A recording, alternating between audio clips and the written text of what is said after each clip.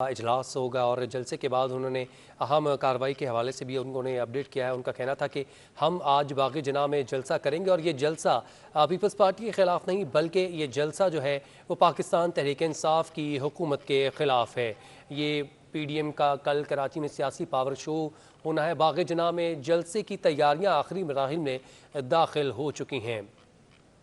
जमीयत उलमा इस्लाम की जानिब से खुसूसी तराना भी जारी कर दिया गया है। तफसीलात इस रिपोर्ट में।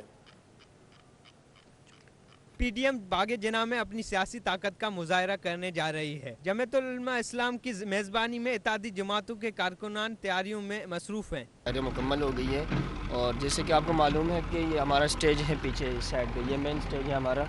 यहाँ पे जो हमारे PDM के मरकज़ी कायदीन होंगे वो यहाँ बैठेंगे और यहाँ पे सफाई जारी है। यहाँ पे अभी खारदार तारें लगाई जाएगी, यहाँ पे बाड़ भी लगाया जा रहा है। ये जगह बिल्कुल सिक्योर की जाएगी और ये बिल्कुल महफूज कर दी जाएगी। तमाम तैयारियाँ जो है वो आखिरी मराहिल में और इंशाअल्लाह हमारी जो पूरी कराची की जो इस वक्त जो कारकुनान है वो जोश और जज्बे के साथ इंशाअल्लाह वलवले के साथ आएंगे। कारकुनान के साथ साथ आवाम भी पुरजोश है जलसे में आने के लिए। इसमें PDM की जितनी जमातें हैं उन्होंने अपनी सतह पे ग्राउंड पे बहुत वर्किंग की हुई, बहुत मेहनत की हुई है। तो इंशाअल्लाह अल्लाह के घर से पूरी उम्मीद है कि हमारा जलसा बहुत कामयाब जाएगा। मुंतज़मीन का कहना है कि 1 लाख कुर्सियाँ लगाई जाएंगी। स्टेज पर 500 अफराद के बैठने की गुंजाइश है। जलसे में वजू खाने और कैंटीन की सहूलत भी फराम की जा रही है। आला सतह की एक मीटिंग्स DIG की सदारत में हुई, जहां पर हमने अपने मसाइल जितने हैं जो जलसे के हवाले से हैं वहां पेश किए।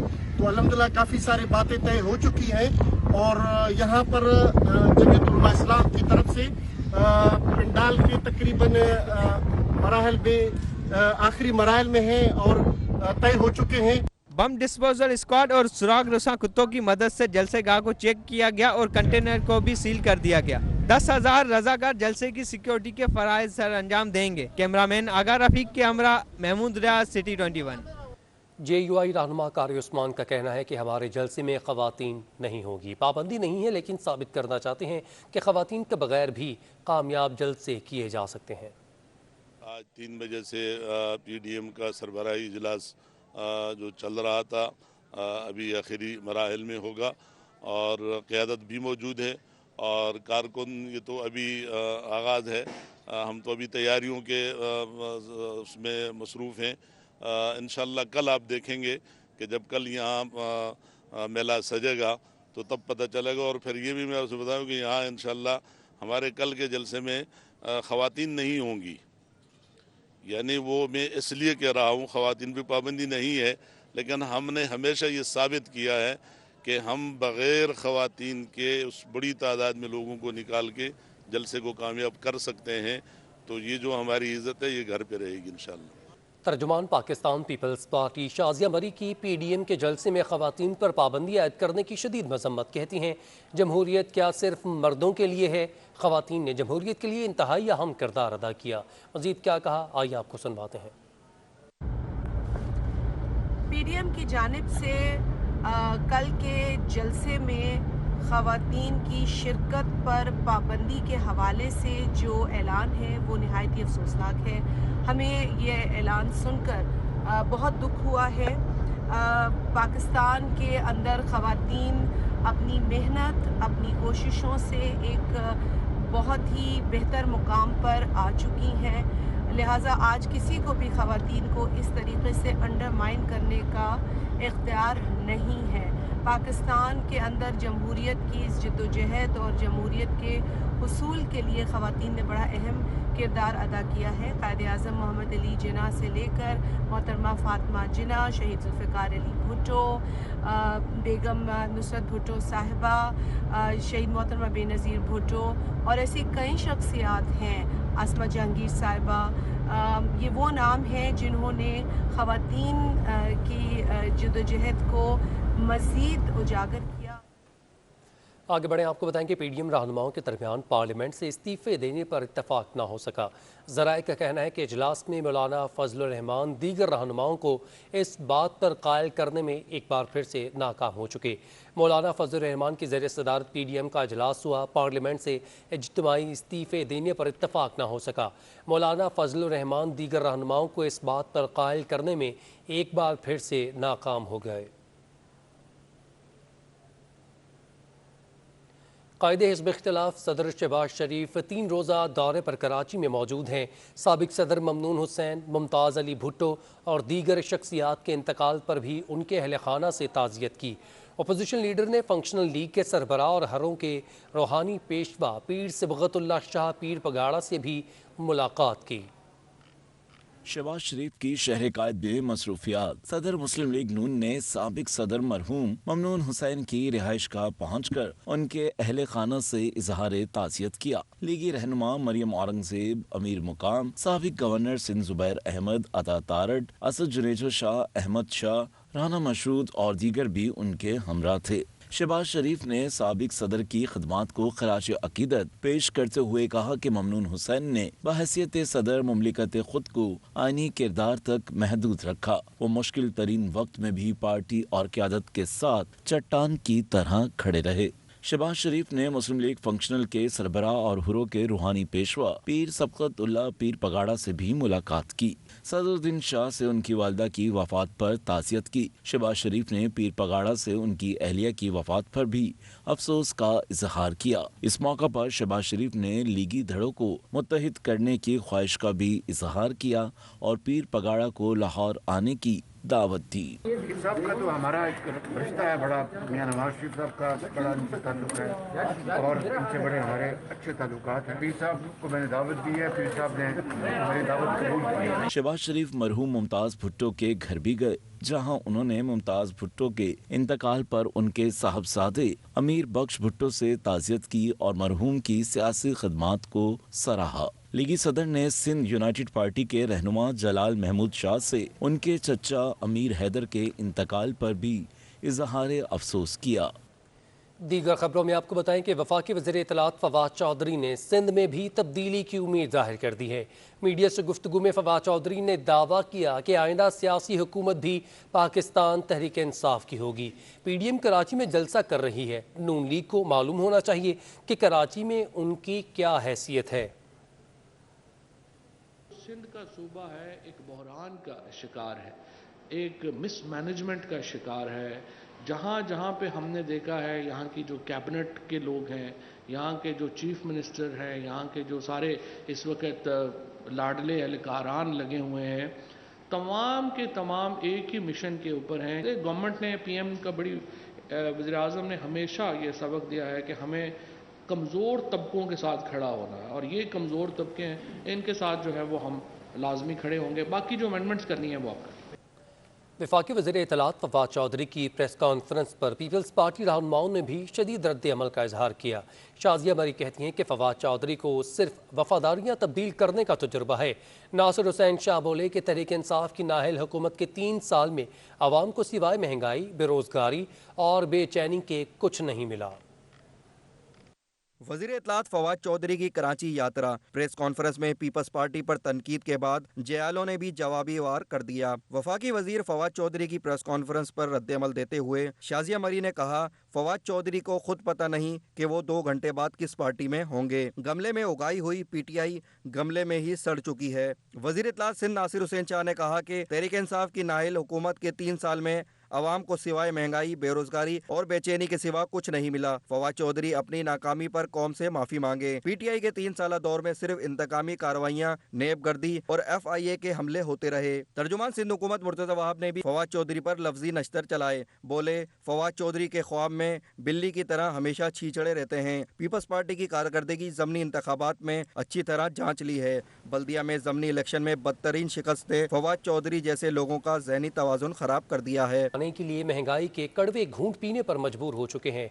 चीनी की कीमत में मजीद 3 रुपये 50 पैसे का इजाफा हो चुका।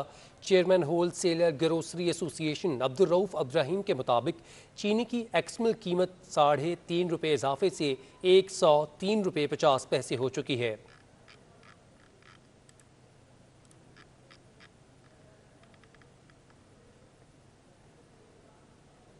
मुल्क में महंगाई का सिलसिला जारी है। आपको बताएं कि आटा फ़ी किलो 2 रुपये मजीद महंगा हो चुका। फ़ी किलो आटे की कीमत 57 रुपये से बढ़कर 59 रुपये हो चुकी है। सलाल वड़ाइच की रिपोर्ट।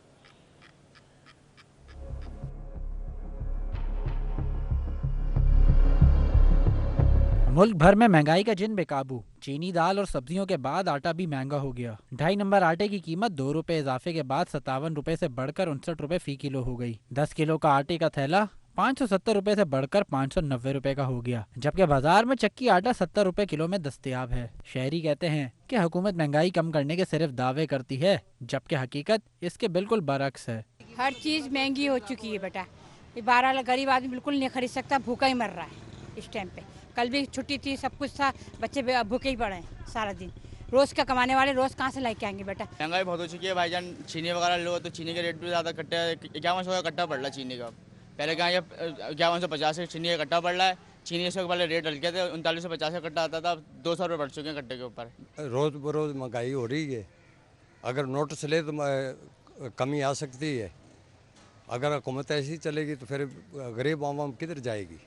ओपन मार्केट में 100 किलो गंदम की बोरी की कीमत भी 5300 रुपए तक जा पहुंची है। बढ़ती महंगाई से परेशान अवाम दिहाई दे देकर थक गए, मगर इंतजामिया और हुकूमत की जानिब से इकदामात नजर नहीं आते।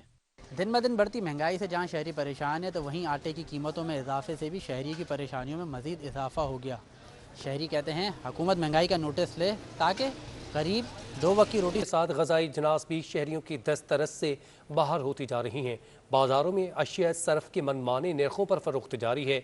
वसीम इफ्तिखार की रिपोर्ट।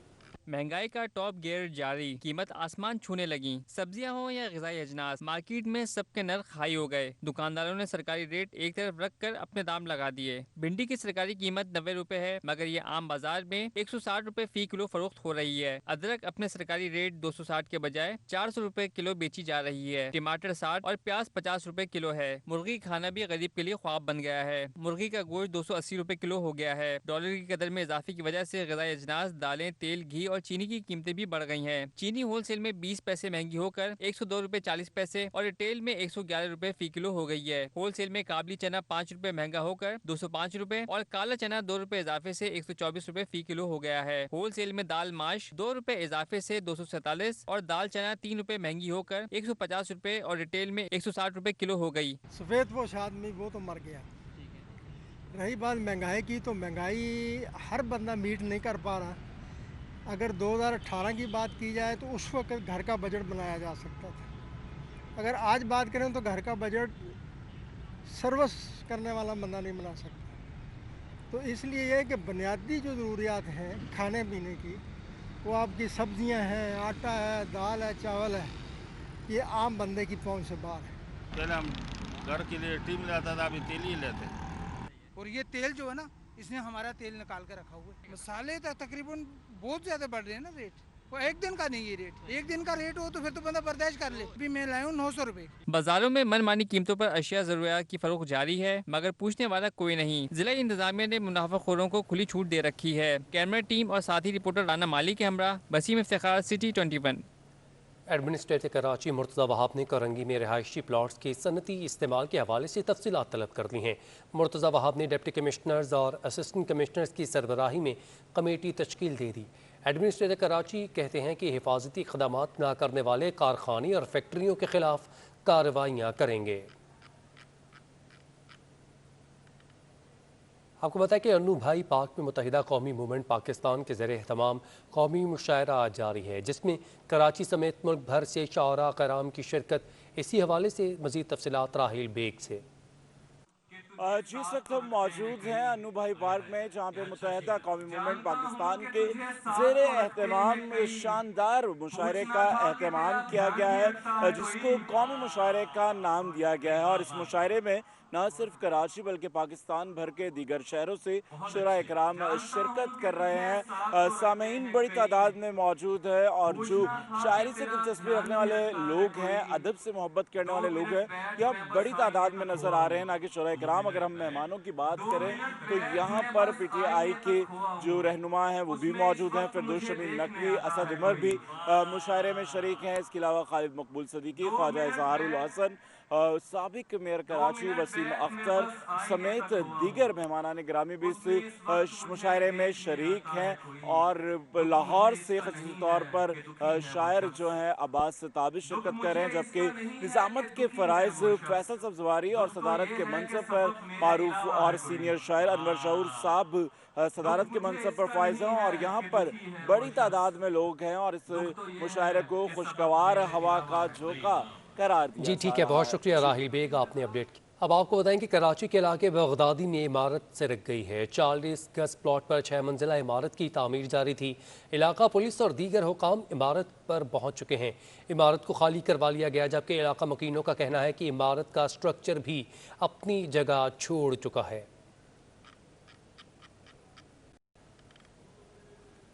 साबिक वज़ीर आला खैबर पख्तूनख्वा अमीर हैदर होती ने सानिहा मवाच मोड़ के शहदा के घर जाकर ताज़ियत की और फातिहा ख़ानी की। ANP रहनुमा और साबिक वज़ीर आला KPK अमीर हैदर होती ने साबिक सेनेटर शाही सैयद के हमरा लांडी शेरपाव कॉलोनी में मवाच मोड़ धमाके के शहदा के लवाहिकीन से ताज़ियत की। इस मौका पर मीडिया से गुफ्तगू में कहा कि मवाच मोड़ धमाका बहुत बड़ा सानिहा था। हुकूमत सिंध का बड़ा फैसला, आवाम के मसाइल बराह रास्त सुनकर उनको हल किया जाएगा। अब लगेंगी खुली कचहरियाँ। आगाज़ होगा कराची से, जबकि एहसनाबाद में कल 12:30 बजे खुली कचहरी लगेगी। वज़ीर आला सिंध बराह रास्त मसाइल सुनेंगे और मौका पर ही हल करने के अहकामात जारी करेंगे।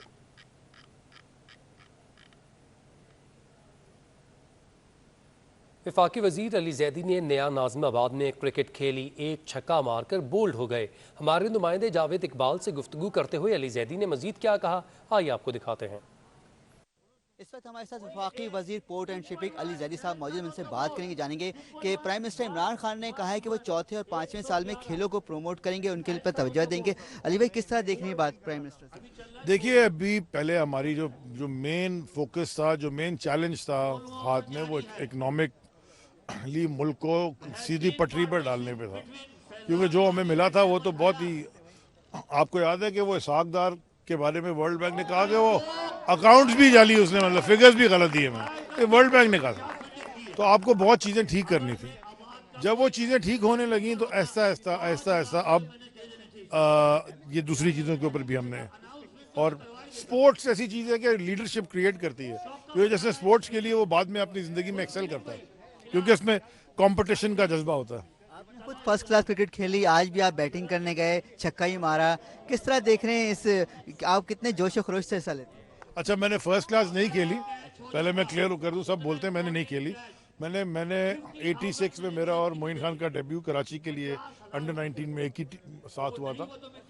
वैसे बहुत क्लब क्रिकेट खेली, फिर बाहर जाके भी खेली, लेकिन जो हम खेल रहे थे उस ज़माने में वो फर्स्ट क्लास की थी, क्योंकि सारे हमारे जिनसे मैच होते थे वो कोई टेस्ट खेल रहा होता था, कोई नॉक कर रहा होता था, कोई फर्स्ट क्लास खेल रहा होता था। हमारे साथ के बहुत सारे लोगों ने टेस्ट खेला, मोइन ने पाकिस्तान की कप्तानी भी की, और भी बहुत सारे थे प्लेयर्स। तो फर्स्ट क्लास कभी नहीं खेली, जो भी कहता गलत कहता, लेकिन अच्छी क्रिकेट खेली, अल्लाह का शुक्र है। लेकिन हमारे ज़माने में ऐसी फैसिलिटीज़ नहीं मिलती थी, ये फैसिलिटीज़ हमारे पास तो थी नहीं। हम तो पत्थर सीमेंट की विकटें और मोटे मोटे अंडे पत्थर, और उस पर क्रिकेट अपने खेले। आपको कितना अफसोस हो, आप खुद भी स्पोर्ट्समैन रहे हैं, कि ओलंपिक में पाकिस्तान के मेडल नहीं आएंगे अगर जिस तरह पाकिस्तान का हाल रहा है। मतलब अगर कोई एक सुपर नेचुरल टैलेंट आ जाए तो होगा, लेकिन इस तरह नहीं आते। वो सामने टीमें देखें, उनकी तैयारी देखें, उनकी ट्रेनिंग देखें, उनके कोचेस देखें, उनके ऊपर इंफ्रास्ट्रक्चर देखें, उनकी डेवलपमेंट, हर चीज़ देखें, वो एक अलग है गेम, पूरा भी बड़ा प्रोफेशनलिज्म है। इंशाल्लाह हम इंशाल्लाह इसको ठीक करेंगे। अच्छा, आप देख रहे हैं कि पिछले दौर में बड़ी करप्शन हुई पोर्ट एंड शिपिंग की वजारत में भी, तो आप समझते हैं कौन जिम्मेदार है, किस तरह उसका एहतसाब कैसे? बाबर गौरी था जिम्मेदार, चोरी करता था, दबा के प्लॉटों पे कब्जे कराए, बेचे। अभी भी मेरे पास लोग आते हैं फाइलें लेके कि जी हमने तो पेमेंट की थी, वो प्लॉट ही नहीं मिला।